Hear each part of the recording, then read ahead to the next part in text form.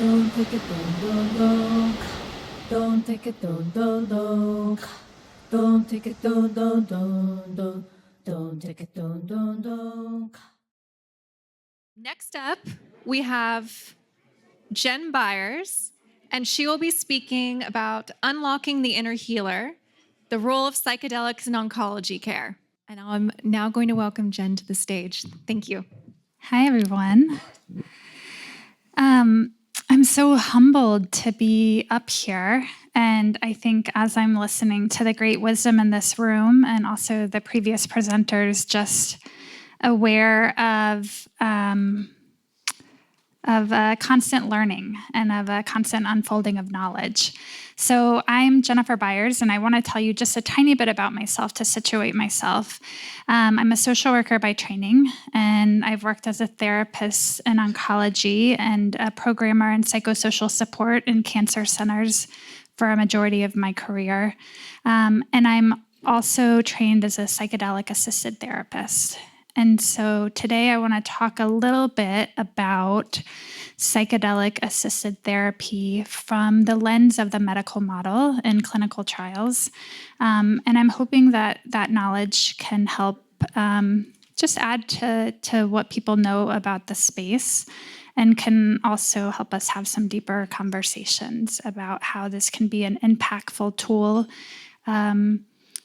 really, I believe for anyone, but especially for people who have experienced a serious illness themselves or for someone that they deeply care about.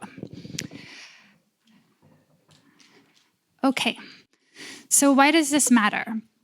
It matters for so many reasons, but as I mentioned, I've been a therapist sitting with patients in the cancer setting for years and years and years.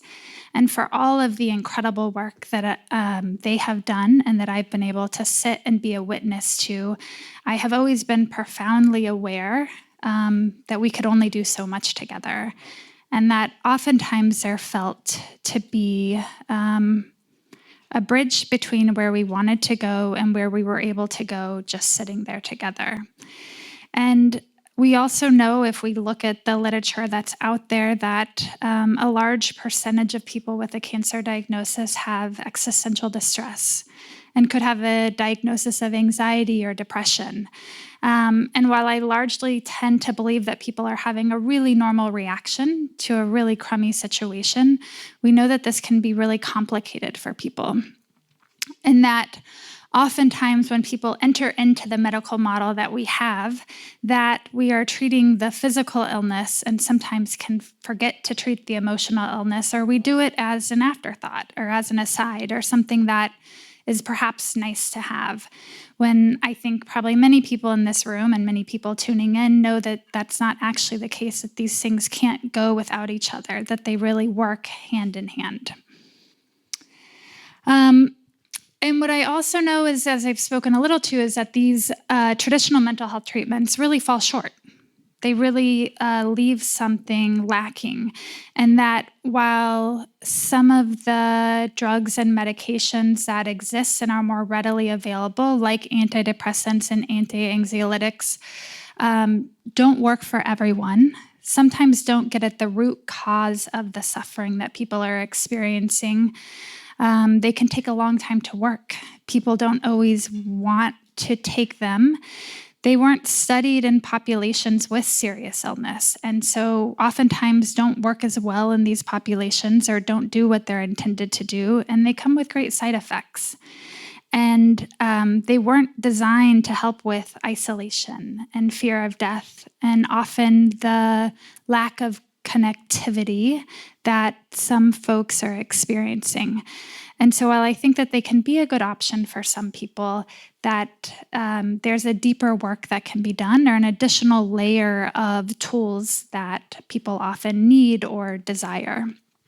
And also, sometimes the cancer diagnosis comes with a very short time frame in which to do this work. And some of these medications or the therapies or interventions that are traditionally used take a long time to work, and not everybody has that amount of time. And so really just being situated in this idea that there are tools, but we can always use more tools, and perhaps tools that work a little better for different people. So psychedelic use has spanned thousands of years, and there are many lineages and traditions that really view these as sacred healing modalities. People use words right now like a renaissance or a resurgence, but there has been quite a bit of attention in the Western side in the last, I'm not going to do math, 30 years, 20 years, I'm trying to add it up in my head, with data and science and people paying particular attention and news coverage and funding. And oftentimes, what I notice in the medical space is that there can be quite a contrast between some of these traditional healing practices and what things look like in the clinical trial space. And there are sometimes good reasons for that and sometimes bad reasons for that. But it's worth note as we think about how some of these medicines can perhaps be more readily available, how we think about the context that they're given in and how people come to receive them. And I'll talk about this a little bit more. So there has been some really incredible research coming out in the serious illness and cancer space. And what many of the studies show us is that about 60 to 80% of people will have a significant decrease in anxiety and or depression when participating in these clinical trials, which is really incredible when we look at data for many drugs that are available. Many of these studies are very small, so they have a small number of participants, and the participants aren't always generalizable. So when we look at studies, we often see that they predominantly have people who are white, who are highly educated, who are perhaps have a higher socioeconomic background. So there is data, and the data is promising, but it also has its limitations. There have been, in the serious illness trials, to my awareness, no serious adverse events. So when we think about serious adverse events in the serious illness space, and this isn't true in all of the research that exists, there's no serious adverse events. There's transient events, but these medications can be relatively safe when used in the right context and used in the right way, and we'll talk a little bit about that. I think the thing that is not up here is some of the collective experiences of people when we look at the data from some of these trials. This idea that they are able to be more comfortable with the idea of death, that they have had a transformative experience, one that shifts their perspective and how they exist in the world. People talk about being able to be in community with the people that they love more and be connected to things that are almost inexplicable. I'm thinking about when Michael talks about this idea of time, and when Diana talks about this idea of connection. There's a real perspective shift in how those connections are felt and understood, sometimes in a way that's really difficult to explain, but can be really profound. And it's that part of the data that I find really exciting and has been really interesting to witness. One of the patients that I've worked with, I'll call her Sarah, who was a mom of 3 kids and was diagnosed with advanced breast cancer. And I think when she came into the clinic, what she talked about is having just the most incredible amount of dread. The amount of dread that made it hard to get out of bed in the morning. The amount of dread that made it nearly impossible to be present with her children. And the amount of dread and suffering that made every moment that she was alive painful. And thinking about her experience and how she came in is the experience that so many of the people that I have sat with come to me with. Sarah had one dose of psilocybin, so certainly preparation that went along with that, but a 6-hour experience. And what she said was that death came to her in that experience. But it wasn't the death, the enemy that she had perceived, but it was the death of a natural part of living, something that is what it means to be human and be here. And what she said was, in those moments, she felt the presence of every mom who had ever lived or who had ever died, and every mom who had ever loved or had ever lost. And it was profoundly transformative for her to have been in that space, to have felt those feelings, and to have witnessed that energy. Sarah left the session and transformed how she spent the rest of her life with her kids. She was able to be fully present. She knew that they had the deep inner healing of her and her deep wisdom in them, in their own inner wisdom and inner healing, and that the connection between them would transcend her physical life here. And I think that's profound for Sarah. I think it was deeply impactful for her. But as a daughter who lost her mom to cancer when I was young, I also know that it has been deeply profound for her children, and the way that they will now experience her death and move through the world moving forward. And so when I think about psychedelics and access to these medications, they're not just happening on an individual level, but on a profound community level that feels really important given how we're situated in time right now. So I really love this picture. I'm not a neuroscientist, and I'm trying to learn more and more how to be a researcher, but I'm a clinician at heart. But I think the beautiful thing about this picture is the amount of connections that can happen when someone has taken a psychedelic substance. And I think listening to people talk like Michael and Diana and many of the people that I've met here, these states are accessed in many different ways, psychedelics being one of them, creativity and Qigong and meditation and many other ways. But this is just a really beautiful depiction of how sometimes we get stuck and we get in our own way. We have these we go on autopilot, and the way we experience the world and the way we experience our interactions become how we move through the world. And that happens a lot when we're confronted with death. The stories that we tell ourselves and what it'll mean can lead to more despair. And the interesting thing that I've been able to see with things like psilocybin is these new connections and these new ways to experience the world within which folks exist.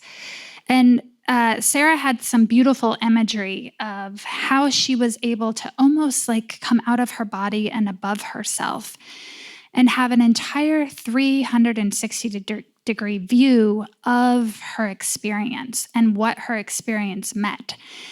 And she wasn't able to do that without the help of the psilocybin. And her ability to come out gave her that beautiful new perspective that really changed the way that she was able to interact. And I think that can be really important to be able to step outside of ourselves and have a new perspective that can be incredibly profound and a new openness to experience things in a different way. I also think when I think about the clinical trial space and the medical space that the conditions for healing are really important. If you watch the news, we would think that psychedelics are a magic wand, that we should sprinkle them in the water and that they're going to fix everything. That has not been my experience. People can have very challenging experiences. People can have incredibly destabilizing experiences. And so I think there is some responsibility for those of us working in this space to really make sure that people can come into these experiences having a full understanding, as much as one can have a full understanding of something they haven't experienced before, of what could happen. Because when we get into this space that it's going to be all good, at best, folks are going to be really disappointed. But at worst, it can really be very traumatizing. And so helping folks have the best outcome is one of our responsibilities, I think. So what are some of the key components?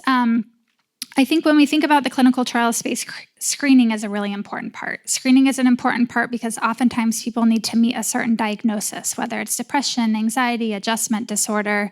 There's been a lot of great work in the PTSD space. And so part of screening is just making sure that they meet the criteria for the study that's happening.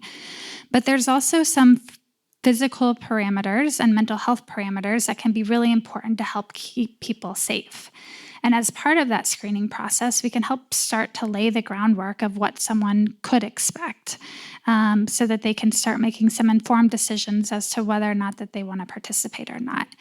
And what I didn't say at the beginning is that while there's a lot of ways to experience psychedelic therapy in underground spaces, that aside from Oregon and I don't know if Denver has or Colorado has their system set up. Clinical trials is the only way outside of ketamine to have a psychedelic experience in the United States at this time. And so for a lot of folks, psychedelic therapy may only be accessible through a clinical trial, which has its own benefits and downsides to it as well. So screening can be really important, and then preparation is also a really key part. We think about preparing for an experience like this. We want folks who are psychedelic naive or maybe have experienced psychedelics in the past to have a grounding in what they may expect.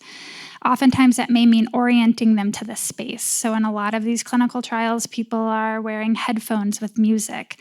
They may have eye shades and they may have a bed to lay down in. And so making sure that as they enter into that physical space, they are feeling safe and know what to expect. Some of the work looks like asking for intentions or asking what people are fearful of. One is a way to just bear witness to that, but also as a way to help a person start to prepare for what could come up in a session. Another part that I think is really important at preparation is that we help teach people grounding techniques. So there is a significant loss of control, as maybe some of you have experienced or can imagine when taking a psychedelic substance. And so for some people, as that experience comes on, or just during the experience, having some ability to calm their own nervous system and ground themselves can be an important part of preparation. I have found that when people feel safe or as safe as they can entering into that space, that they are able to be more open and have a deeper experience. And so preparation can be really important in just helping set the stage for that.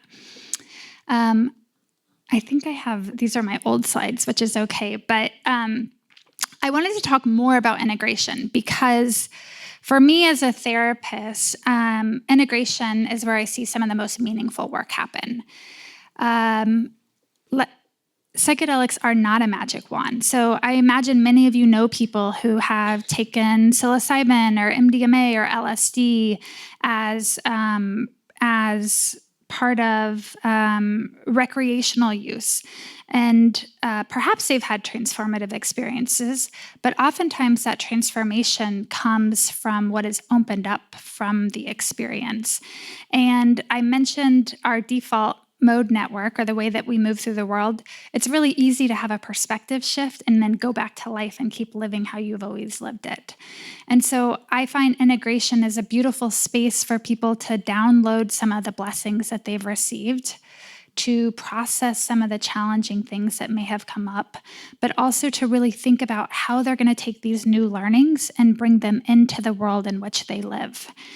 And this is important, one, because nobody lives only with themselves. And so many of these people are going back to communities and going back to families after sometimes having what is a very transformative experience. And it's important for them to learn how to talk about it and to learn how to think about it for themselves as they're explaining it to other people.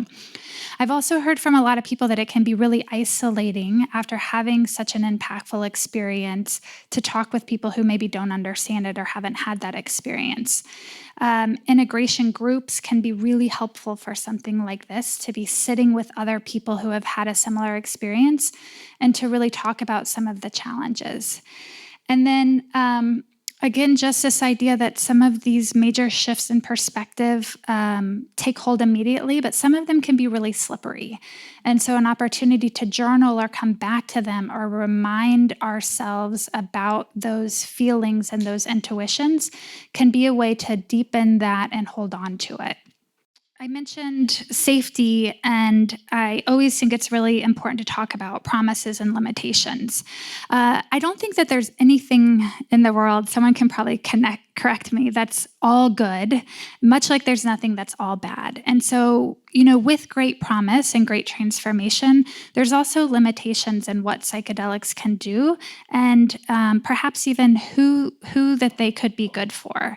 And so being mindful that these limitations exist in a world where people are often looking for quick fixes or looking for a magic wand can be really important. And like I talked about, the outcomes really can depend greatly on the set and setting and the preparation and the integration that people experience. And so creating a space for these pieces of any type of journey can be really impactful in making sure that people are more likely to have the outcome that they are hoping for. And just a reminder that it's not risk-free. I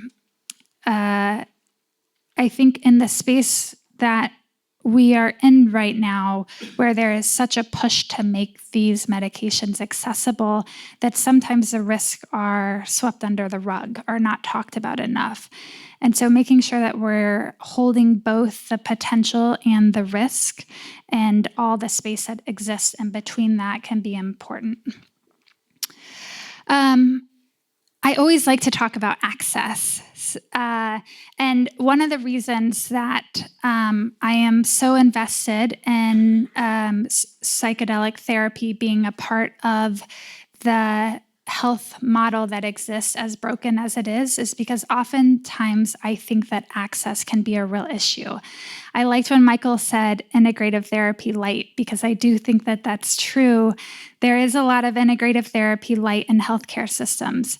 But what I love about that is that there's a whole population of people who never would have experienced integrative light had it not been integrated into the healthcare system. And I think the same could be true about psychedelic-assisted therapy. Psychedelic-assisted therapy was not meant for the healthcare model that we have right now. It doesn't fit nicely in there. I don't know of many other 6 to 8 hour treatments, sometimes requiring 2 therapists. So there's going to need to be a lot of shift. And I don't know about you all, but when I walk into healthcare, I'm not feeling completely relaxed and like I want to be open and have a transformative experience. So I think that there are a lot of shortcomings, but I'm also really invested in this idea that there is access to these medications. And I think sometimes access comes in the form of something not as simple as insurance coverage. And so thinking about how we can make sure that insurance providers will pay for this service. I also am really aware that 1 in 5 people who are incarcerated for a drug offense. And so there is great stigma, not only with the people who may want to participate in these therapies or may not even know they want to participate in these therapies, with the providers like the oncologists who are seeing them and their community members. And so the work that needs to be done to ensure that people have a better understanding of how psychedelics work and the research behind them to help confront some of this stigma will be a really important part of access. And really trying to create that space for the intersection of medical, psychological, and spiritual approaches that are really important in this type of care. So thinking about unlocking the inner healer, which is where we started, what does it mean to truly live? And I think that when I think about that question, what does it mean to truly live? It makes me reflect on what does it truly mean to be loved unconditionally? And what does it truly mean to love other people in spite of the challenges that they may bring into our space? And can we live fully with a deep fear of death or the loss of connection that many of us are experiencing? There's something so incredibly powerful and important about healing in and with community and the impact that has on our ability to live fully. And I'm really excited about the potential for people to experience expanded consciousness in a way that lends them to a more fuller life. This is a quote that really touched me because I think as we think about expanded consciousness and how much we know and we don't know, I have no doubt whatever that most people live, whether physically, intellectually, or morally, in a very restricted circle of their potential being. They make use of a very small portion of their possible consciousness, much like a person who, out of their whole bodily organism, should get into a habit of using only one's little finger. We all have reservoirs of life to draw upon, of which we do not dream. And I think as much as I can dream about the impact additional treatments will bring to people's lives, there's no way of really knowing. And I hope for us all to use more of our whole selves and our whole being. So.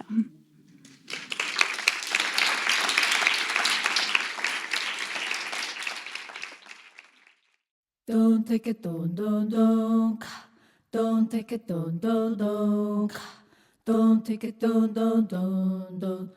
Don't take it, don't. Don't take it, don't. Don't take it, don't. Don't take it, don't. The river is a healer. The river is a sage. The river knows no end, and the river feels no way.